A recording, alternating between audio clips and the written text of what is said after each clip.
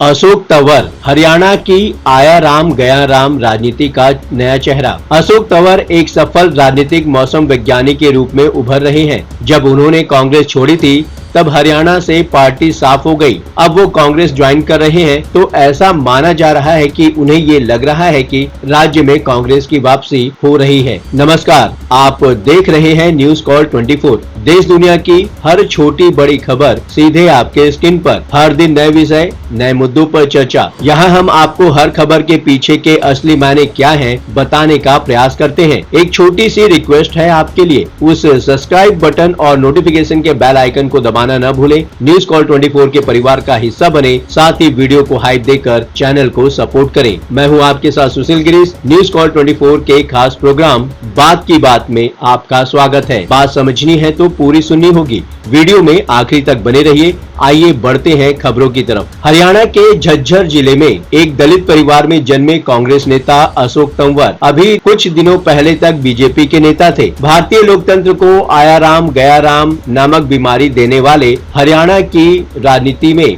अशोक तंवर इस खेल के नए खिलाड़ी हैं। किसी भी पार्टी में ज्यादा दिन तक अपने आप को फिट नहीं रख पाते। बहुत सम्मान मिलने पर भी उनको सफोकेशन होने लगती है, पर बड़ी शख्सियतों को प्रभावित करना उन्हें बखूबी आता है। इसी के बल पर वो कभी राहुल गांधी के बहुत जल्दी खास बने थे और हरियाणा कांग्रेस अध्यक्ष का पद हथिया लिया था। अपनी इसी प्रतिभा के बल पर वो बीजेपी में भी बहुत जल्दी खास ओहदा प्राप्त कर लिया था। हरियाणा बीजेपी के स्टार प्रचारकों में उनका नाम भी शामिल था। बीजेपी ने उन्हें कैंपेन कमेटी का सदस्य भी बनाया था। हाँ, लेकिन इसमें कोई दो राय नहीं हो सकती कि अशोक तंवर एक तेज तर्रार नेता हैं। अपनी पीढ़ी के नेताओं के मुकाबले में कहीं राजनीतिक रूप से समझदार हैं और कर्मठ भी हैं। कम से कम कांग्रेस में जहां अधिकतर ऐसे नेताओं की पूछ होती है जो किसी न किसी राजनीतिक घराने से रिश्ता रखते हैं, उनमें वे नखलिस्तान की तरह हैं। उन्होंने अपने बल पर डूसू और जेएनयू में छात्र राजनीति की और राजनीति में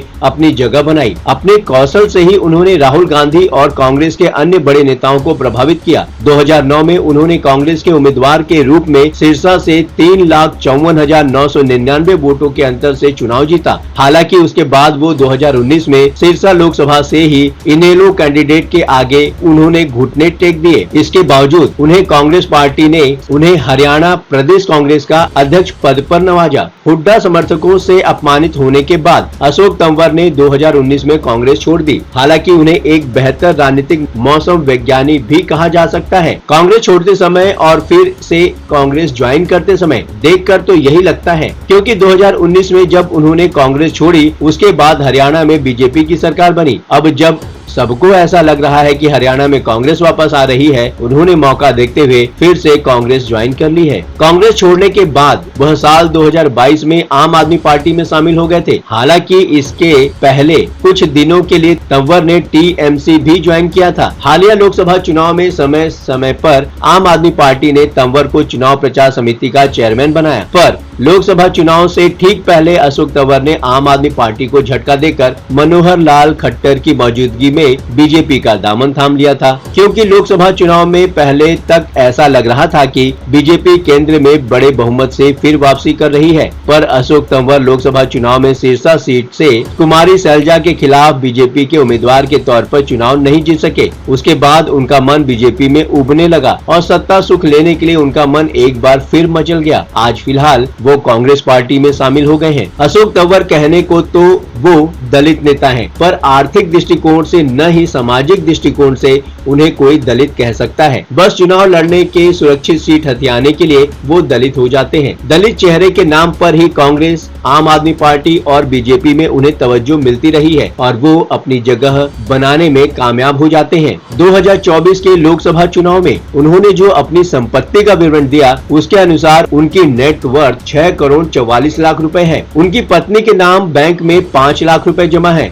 और भी कई बैंकिंग और वित्तीय संस्थानों में उनके 2,48,000 रुपए जमा हैं। मतलब साफ है कि वो करोड़पति हैं, उन्हें पैसे रुपए की कोई कमी नहीं है। अब आते हैं उनकी सामाजिक हैसियत पर। जेएनयू से एमफिल और पीएचडी कर चुके अशोक तंवर ने अपनी शादी देश के पूर्व राष्ट्रपति रह चुके शंकर दयाल शर्मा की नतीनी अवंतिका माकन से की है। अवंतिका दिल्ली कांग्रेस के कद्दावर नेता अजय माकन की ही बेटी है। इस तरह अशोक खुद को दलित पर उनकी ससुराल ब्राह्मण पंजाबी मिक्स फैमिली है। कहने का मतलब है कि सामाजिक हैसियत में वो भी दलित नहीं है। पर जब 2019 में हरियाणा के पूर्व मुख्यमंत्री भूपेंद्र हुड्डा के समर्थकों में एक रैली के बाद उनके साथ दुर्व्यवहार कर दिया गया था, कहा यही गया कि जाटों ने दलित नेता को पीट दिया। हरियाणा चुनाव के लिए प्रचार थमने से कुछ घंटों पहले अशोक तंवर ने राहुल गांधी की जिंद रैली में पहुंचकर कांग्रेस का हाथ थाम लिया। अशोक तंवर ने राहुल गांधी के मंच पर पहुंचने, पार्टी में शामिल होने का video social media platform x पर कांग्रेस ने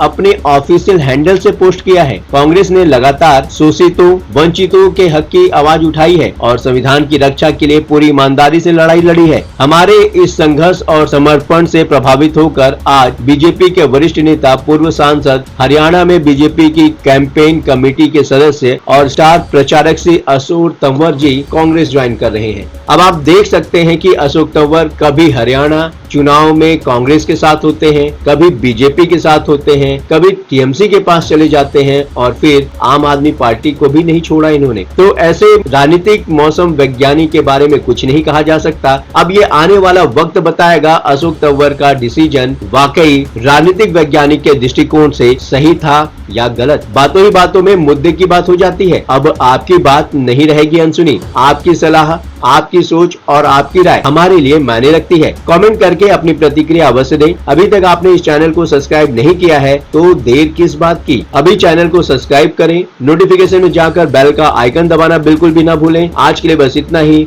लगातार खबरों के लिए बने रहिए न्यूज़ कॉल 24 के साथ।